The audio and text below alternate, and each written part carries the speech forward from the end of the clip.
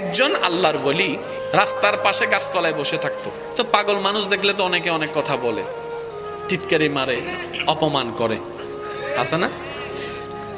দেখেন আল্লাহর বান্দা, ওই আল্লাহর বান্দা রাস্তা দিয়ে যত মানুষ হেঁটে যেত সবার জন্য দোয়া করত।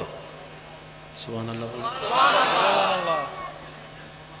তো কিছু কিছু মানুষ হয় না যে ওই পাগল দেখলে লাড়তে চেষ্টা করে, কষ্ট দেওয়ার চেষ্টা করে, আজাইরা কোনো কাম নাই।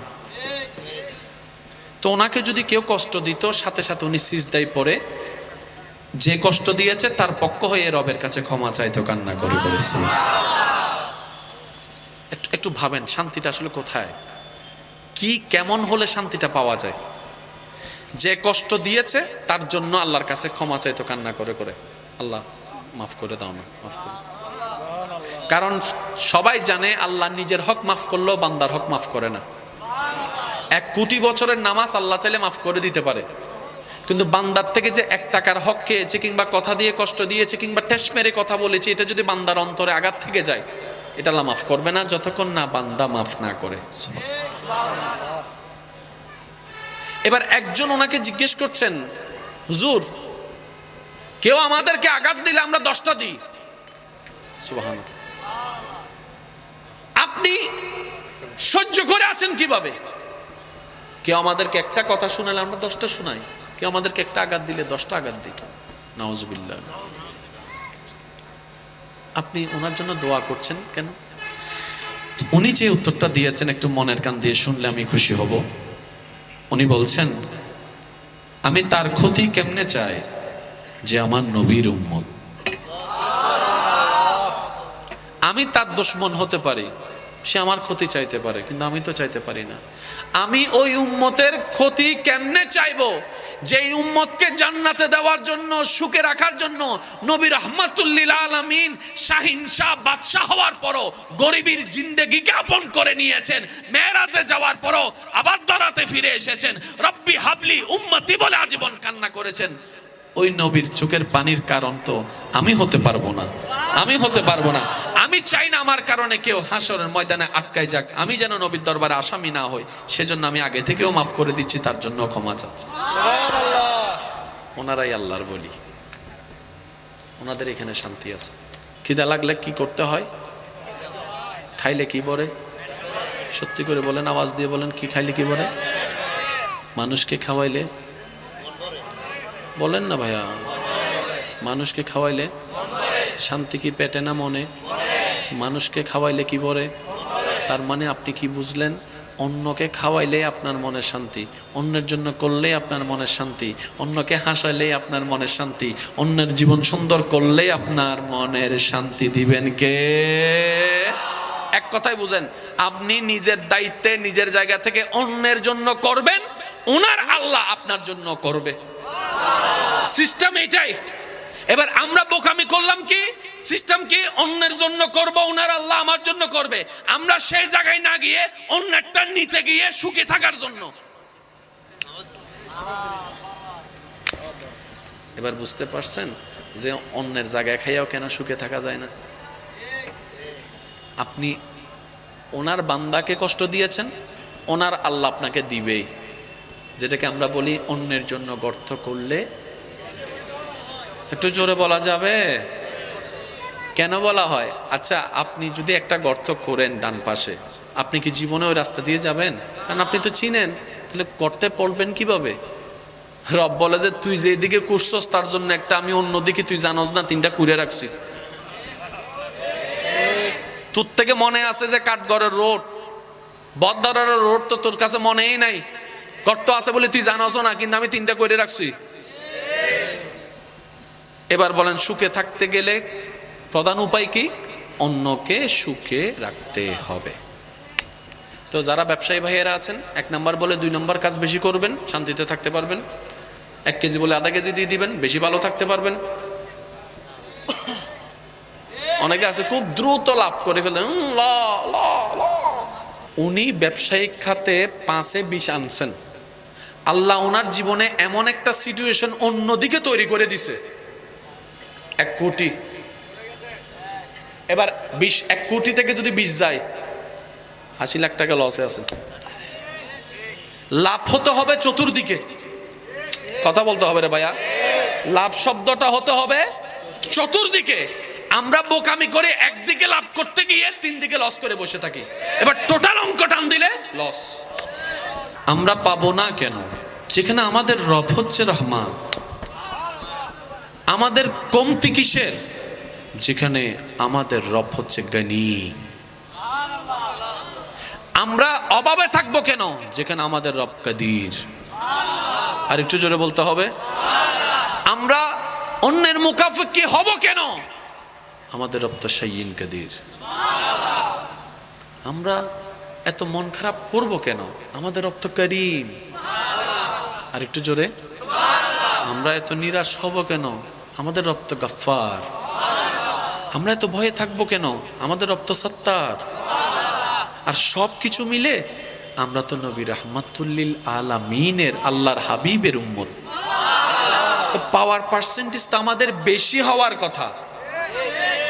আমি আমার দোষে, আপনি আপনার দোষে সব হারিয়ে ফেলতেছি।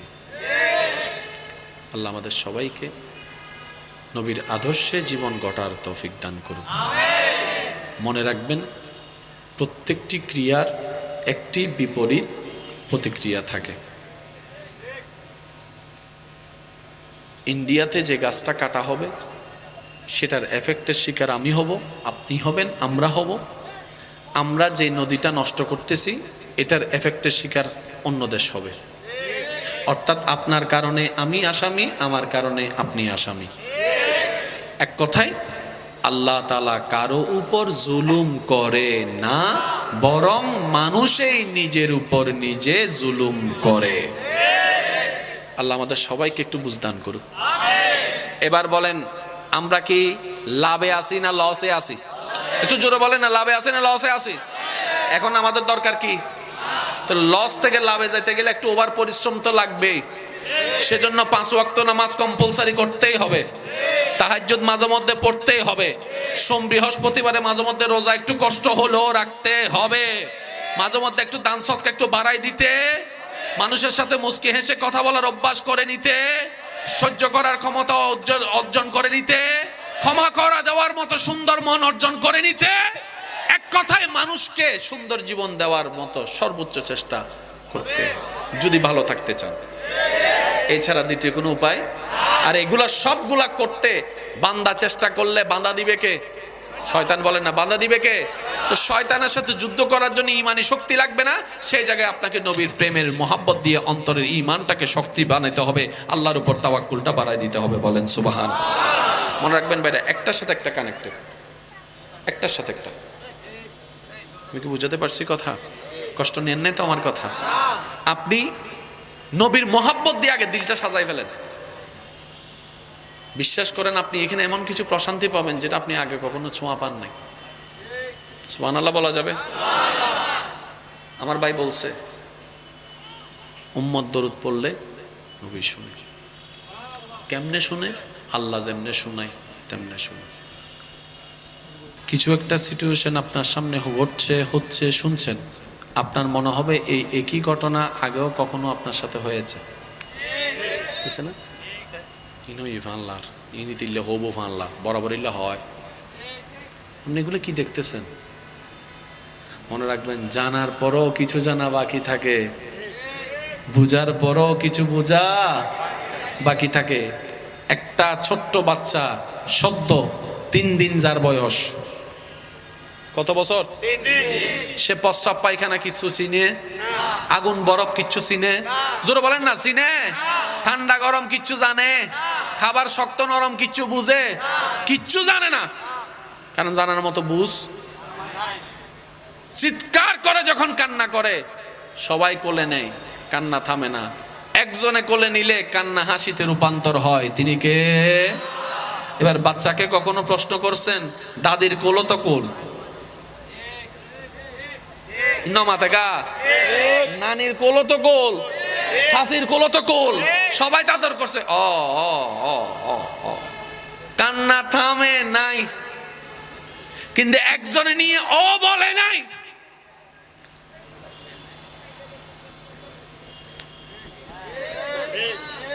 বাচ্চাকে কখনো প্রশ্ন করছেন কি রে তুই চিনিলি কেন?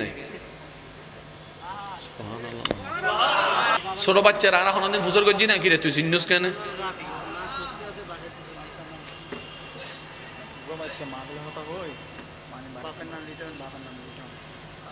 বাপের নাম লিটন, হ্যাঁ বাচ্চার নাম রাব্বি, রাফি, বাচ্চার নাম রাফি, বাবার নাম লিটন। কি হারাই গেছে? কোন জায়গায় হারাইছে? এখানে? আচ্ছা, ওই লিটন সাহেবের ছেলে রাফি। যদি মাইকের আওয়াজ শুনে থাকেন আপনি দয়া করে মেহেরবানি করে আপনি স্টেজের মধ্যে চলে আসেন, আপনার বাবা মা আপনাকে খুঁজতেছে। একবার হন মারহাবা। মানুষের ভিতরে জান্নাতের জয়বেল্লে মানুষের অনর্দর হার আছে না ভাই? সাহাবামান কি হতেন নি? আর 1 কোটি মানুষ মিলিয়ে যে হামগরিন নবারি শাহজালাল হেলাই সুবহানাল্লাহ না হর হালাল না হারাম জোর হন না। ইয়ান দিয়ে যদি কিছু জিনিস কিনি আনি ইয়ান হালাল হবো না হারাম হবো? ইয়ান যদি গোশ হিসেব পেলই, সুদ হিসেব পেলই, 2 নম্বর হিসেব পেলই, হারামত জিনিস দিয়ে কিনিলে ইনো কি? এবার ইন যে তাই গরল লই যে ফর মাঝে তো হবো বাজারা করি তো এত সইলানম ফরিব না, তো সইলানির বাত হবো না, বাতিন ফোয়া মাইয়া হেবো না, খাওয়ানোর পরে ফেরত যাবো না, ফেরত জানার পরে কিছু বাথরুম হবো না, কিছু পানি হবো না, কিছু পেশরাব হবো না, কিছু রক্ত হবো না, ওই হারামর টিয়া রক্ত কলবত যাবো না, এন্ডে ফ্যাঁস লাগিব না, মায়া উডি যাবো না। অনা মনে করতে লাগবে না এটি ইন্ডিয়া না, আল্লাহ হতে তুই ইন্ডিয়া করতে যাই এটা ফুর হবে একদিন। সেজন্য প্রথমে বলেছিলাম একটা হচ্ছে জানা, একটা হচ্ছে বোঝা। আমরা জানাতে বেশি পণ্ডিত, বুঝার ক্ষেত্রে খুব মার খেয়ে যাচ্ছি।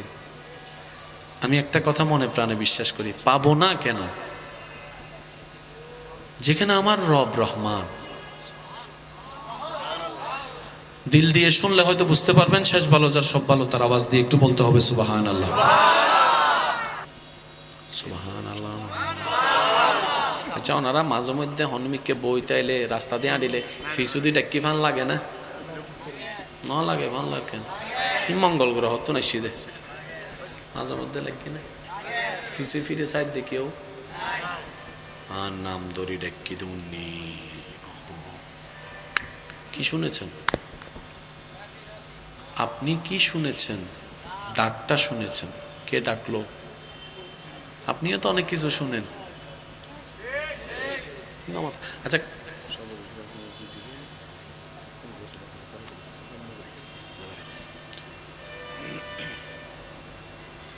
কষ্ট হচ্ছে না তো আপনাদের?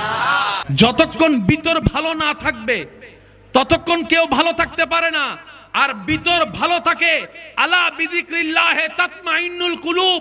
এক কথায় রবের সন্তুষ্টি মতো জীবনে চলতে পারলেই, রবের রহমত ভিতরে আসলেই ভিতরটা শান্তি হয়। তখন এমন ভাবে শান্তি হবে, পৃথিবীর সবাই আপনার জন্য কাঁটা বিছিয়ে দিল, ওই কাঁটার উপর হাঁটলেও সবাই দেখবে আপনার শরীর থেকে রক্ত বের হচ্ছে, কিন্তু সে ব্যথার আপনাকে অনুভব করবে না। আপনার রবে আপনাকে রহমত দিয়ে শান্তির জগতে পাঠিয়ে দিবেন। সুবহানাল্লাহ। আল্লাহ তাআলা আমাদেরকে নেওয়ার তৌফিক দান করুন, ধরে রাখার তৌফিক দান করুন, রাখার তৌফিক দান করুন। কামাইলেও টাকা, চাকরিতেও টাকা, ব্যবসাতেও টাকা, সুদেরও, কিন্তু সব টাকা কিন্তু এক না। সব টাকা হয়তো চাকরি করে যে টাকাটা পেয়েছেন সে টাকার নম্বর যেটা, সুদ কিংবা ঘুষের ক্ষেত্রে যাওয়ার পরও টাকা এবং নম্বর একই থাকবে, কিন্তু দুনোটার বরকত, দুনোটার বরকত। জানি না আপনারা আমার সাথে একমত হবেন কিনা, তারপর একবার বলি সুদের বিষয়টা কেমন জানেন? সুদে লাগার আগে প্রথমে মনে হয় সপ্তাহে এত টাকা, মাসে এত টাকা, এগুলো তো কোনো ব্যাপারই না। প্রথম মনে হয় সপ্তাহে এগুলো কোনো ব্যাপারই না, আমার হাতের ময়লা। যারা সুদে লাগছে এমন কোনো মানুষ যদি থাকে আপনাদের, একটু গোপনে গিয়ে জানার জন্য একটু জিজ্ঞেস করবেন, যেই টাকাটা সপ্তাহে মাসে দেওয়াটা হাতের ময়লা ভাবতো এক সময়, এক পর্যায়ে গিয়ে সেই টাকাটা জমতে জমতে জমতে ডবল হয়ে গেছে। তখন আমার ভাই বোন হিসাবে মিলাই, কিরে এত টাকা তো আমার কাছে দেওয়া কোনো ব্যাপারই না, আটকাই গেল কেন? তখন উত্তর আসে, আগে বরকত ছিল টাকা কম থাকলেও, এখন টাকা বেশি থাকলেও বরকত শব্দ, আর যেখানে বরকত থাকে না সেখানে আলোক ও দেখার কোনো সুযোগ। মনে রাখবেন আমার ভাইয়েরা, যিনি আছেন আমাদের একজন, তিনি সব দেখেন। সুবহানাল্লাহ। আমরা যাকে স্রষ্টা হিসেবে মানি উনি সব শুনেন, আওয়াজের কথাও শুনেন, মনের ভিতর ফিস ফিস করে বলা কথাও তিনি শুনেন। সুবহানাল্লাহ। আমরা এমন একজনকে রব মানি যিনি চাইলেই কুন ফায়াকুন হয়ে যাবে। সুবহানাল্লাহ। আমরা এমন একজনকে রব হিসেবে মানি, এমন একজন রবের বান্দা হিসেবে নিজেদেরকে আমরা স্বীকার করি, পরিচয় দিতে গর্ববোধ করি, যিনি চাইলে দিনকে রাত, রাতকে দিন কল্পনা পলক পড়ার আগেই বানিয়ে দিতে পারেন। সুবহানাল্লাহ। আপনি যখন সেই অর্থের কেলেঙ্কারিতে পড়েছেন, হালাল ব্যবসা হালাল চাকরির ভিতরে যখন আপনি অভাবে পড়েছেন, আপনার সেই পড়াটা আপনার রব দেখেছে, আপনার রব জানে, আপনার রব আপনার সেই মনের ব্যথার কথা শুনে তিনি শুধু আপনাকে একটু সময়ের পরীক্ষা দিচ্ছেন, আপনার ধৈর্যের পরীক্ষা উনি দিবেন। উনার দেওয়া পর্যন্ত অপেক্ষা করার নামই হচ্ছে ধৈর্য। সুবহানাল্লাহ। আমরা পেছে পড়ে যাই কি জানেন? শয়তান ভিতর থেকে একটা তোলা মারে, কালকে লাগবে কি করবি, কালকে লাগবে কি করবি। যখন তারপর আপনাকে শয়তান কভার দিতে পারে না, তখন আপনার আশেপাশে কিছু পরিচিত মানুষের উপর বর করে আপনাকে এসে কান ফরা দেয়, শুধু শুধু লাগছো না, লাগছো না, লাগছো না। তখন ওই যে আল্লাহ যে নারাজ হয়ে যাবে এই কথা আর মনে থাকে। এবার আল্লাহ যখন দেখে বান্দা আল্লাহর হুকুমের অপেক্ষা না করে আল্লাহর অপছন্দ নিয়ে কাজের মধ্যে হাত বাড়িয়েছে, তখন আল্লাহ নারাজ হয়ে যায়, তখন বরকতটা উঠে যায়। বান্দা বলে যে আল্লাহ আমি কি করতাম? রব বলে যে তোরে মার পেটে খাওয়াইছে কে? আল্লাহ তুমি।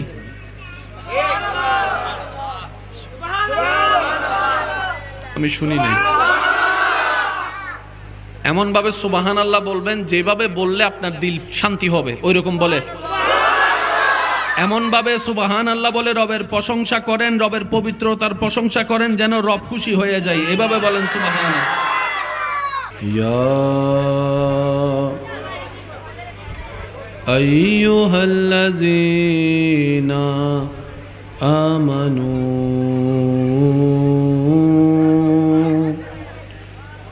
সাল্লু আলাইহি ওয়া সাল্লিমু তাসলিমা।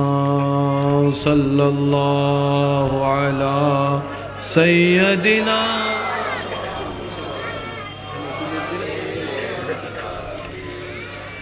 আল্লাহুম্মা সাল্লি আলা সাইয়্যিদিনা মুহাম্মাদ নাবিয়ানা।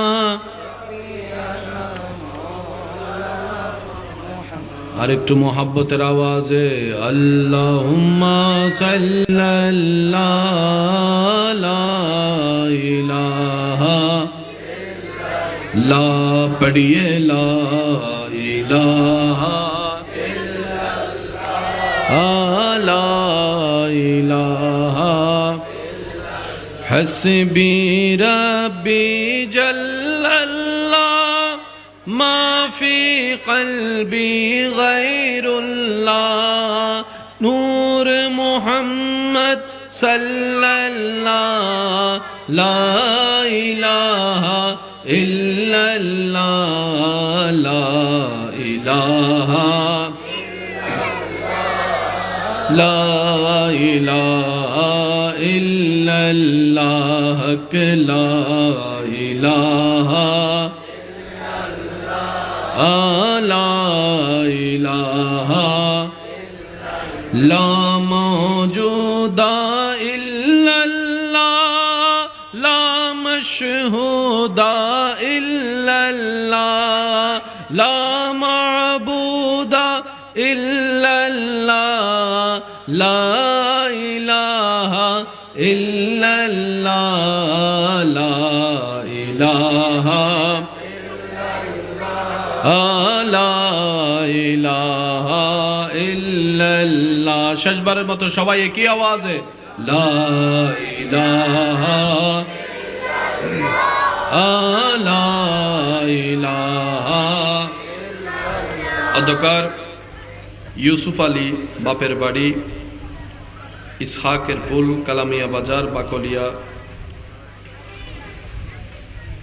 অধ্যকারে আয়োজিত আজিমুশান নুরানি ইমানি মাহফিলের মান্যবর প্রধান বক্তা, রৌনকে আহলে সুন্নত, রৌনকে মিল্লাত,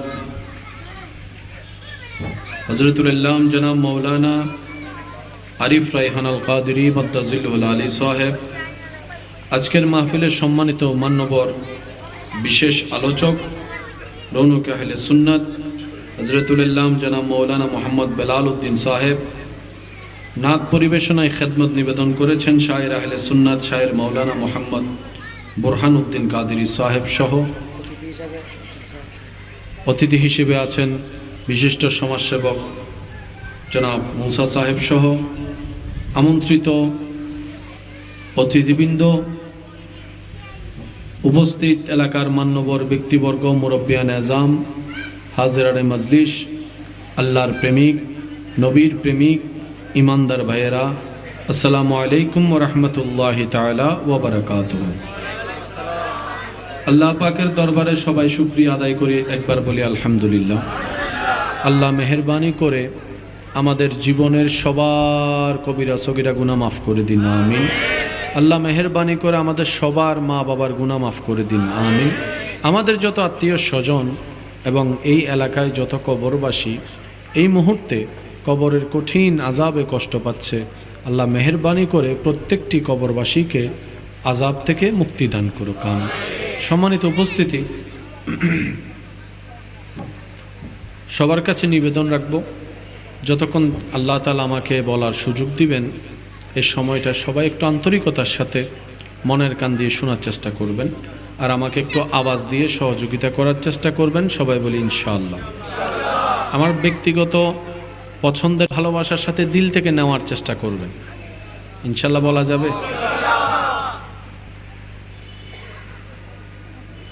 কিছু কিছু মাহফিলে আলোচনার পরিবেশই থাকে না।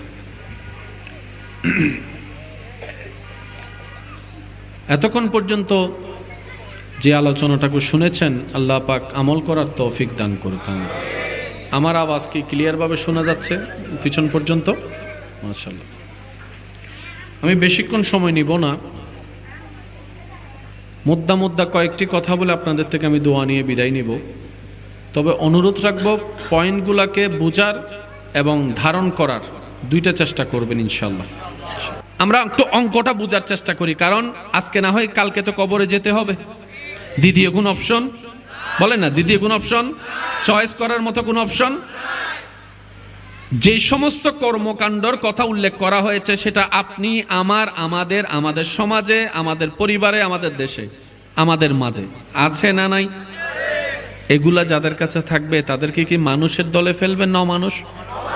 একটু সবাই বলি, অমানুষ কখনো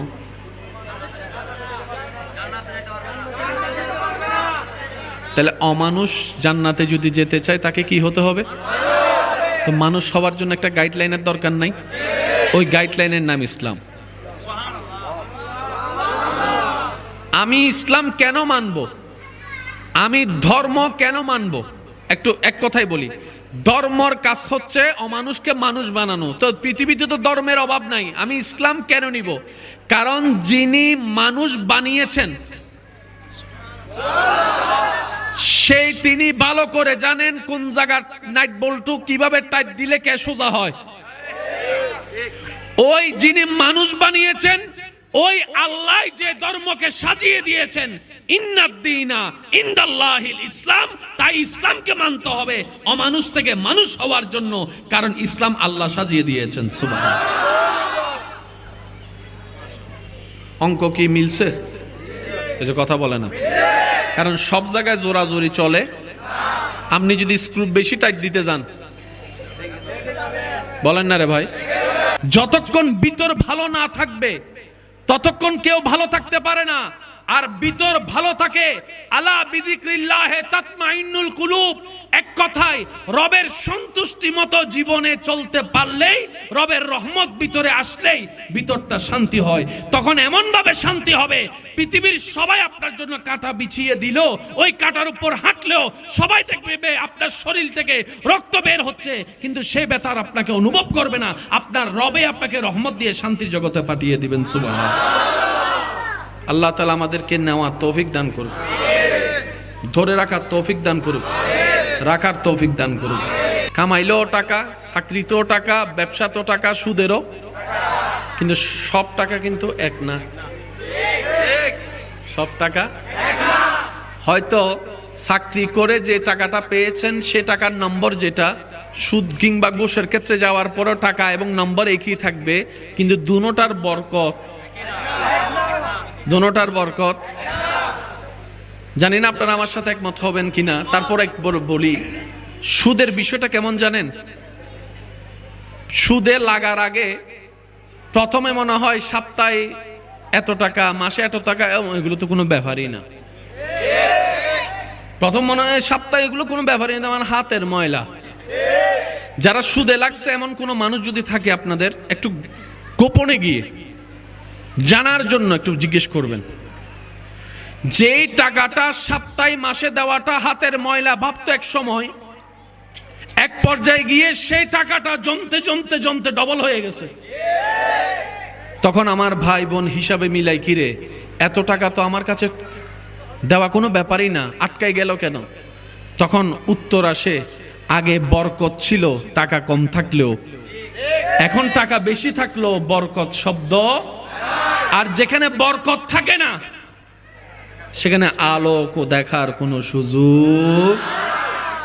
মনে রাখবেন আমার ভাইয়েরা, যিনি আছেন আমাদের একজন, তিনি সব দেখেন। সুবহানাল্লাহ। আমরা যাকে স্রষ্টা হিসেবে মানি উনি সব শুনেন, আওয়াজের কথাও শুনেন, মনের ভিতর ফিস ফিস করে বলা কথাও তিনি শুনেন। সুবহানাল্লাহ।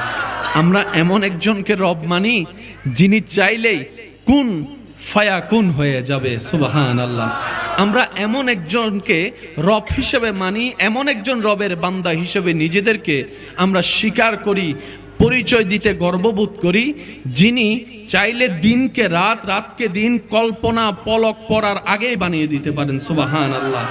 আপনি যখন সেই অর্থের কেলেঙ্কারিতে পড়েছেন, হালাল ব্যবসা, হালাল চাকরির ভিতরে যখন আপনি অভাবে পড়েছেন, আপনার সেই পড়াটা আপনার রব দেখেছে, আপনার রব জানে, আপনার রব আপনার সেই মনের ব্যথার কথা শুনে তিনি শুধু আপনাকে একটু সময়ের পরীক্ষা দিচ্ছেন, আপনার ধৈর্যের পরীক্ষা উনি দিবেন।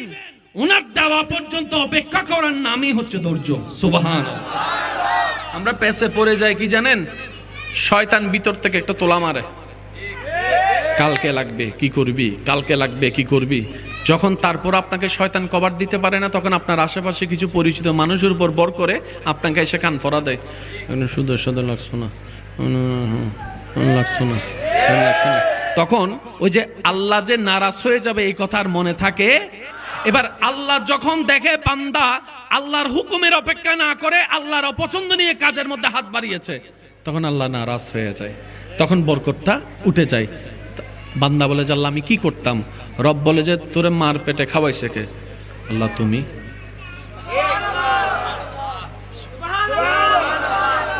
আমি শুনি নাই। এমন ভাবে সুবহানাল্লাহ বলবেন যেভাবে বললে আপনার দিল শান্তি হবে, ওই রকম বলে। এমন ভাবে সুবহানাল্লাহ বলে রবের প্রশংসা করেন, রবের পবিত্রতার প্রশংসা করেন, যেন রব খুশি হয়ে যায়। এভাবে বলেন সুবহানাল্লাহ। ইয়া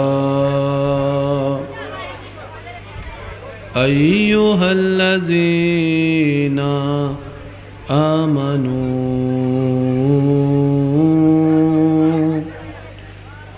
সাল্লু আলাইহি ওয়া সাল্লিমু তাসলিমা সাল্লাল্লাহু আলা সাইয়্যিদিনা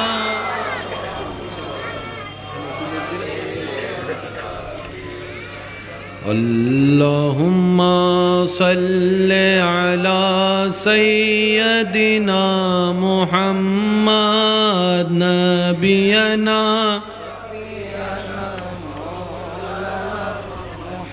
আর একটু মোহাব্বতের আওয়াজে আল্লাহুম্মা সাল্লাল্লাহু লা ইলাহা লা পড়িয়ে লা ইলাহা ইল্লাল্লাহ